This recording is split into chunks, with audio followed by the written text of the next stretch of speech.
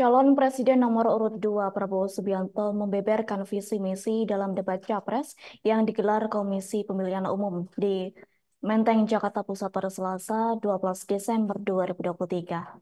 Prabowo Subianto berjanji akan memberantas korupsi hingga ke akarnya apabila terpilih menjadi pemimpin di Indonesia pada 2024.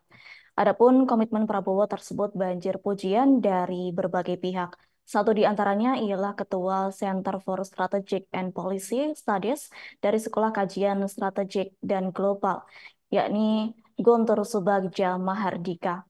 Guntur turut mengapresiasi komitmen Prabowo yang menyampaikan secara gamblang, strategis, dan kontekstual.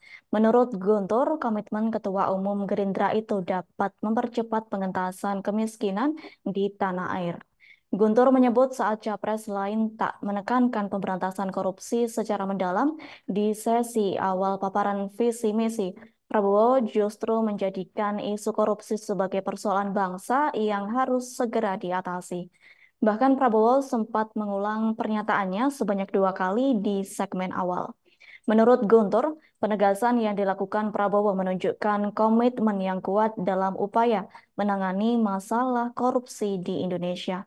Mengingat praktik korupsi membawa kesengsaraan bagi rakyat sehingga hal itu menurutnya perlu untuk ditekan.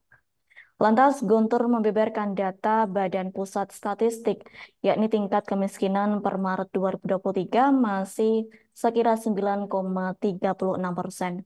Meski mengalami penurunan dibandingkan saat masa pandemi COVID-19, Guntur menyebut jumlah penduduk miskin tetap masih banyak, yakni terdapat sekira 25 juta jiwa warga miskin di Indonesia.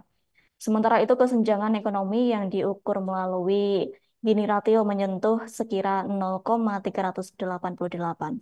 Lantas Guntur mengatakan apabila terdapat korupsi, dananya dapat dioptimalkan untuk pengentasan kemiskinan, peningkatan kesejahteraan rakyat. Selain itu, apabila tak ada korupsi dapat membuka kesempatan yang luas bagi ekonomi rakyat serta mempersempit kesenjangan ekonomi dan sosial. Hal senada juga disampaikan oleh relawan untuk memajukan Indonesia atau RUMI, yakni Sekretaris Jenderal Kornas RUMI, yakni Irfan menyatakan bahwa Prabowo mampu menjelaskan visi dan misinya dengan baik. Bahkan disebutkannya Prabowo menjawab pertanyaan tanpa menyerang dan mempermalukan calon lain. Atas hal itu, Irfan optimis dengan penampilan Prabowo dalam debat pertama yang maksimal dan akan berlanjut pada debat selanjutnya. Download Tribun X sekarang, menghadirkan lokal menjadi Indonesia.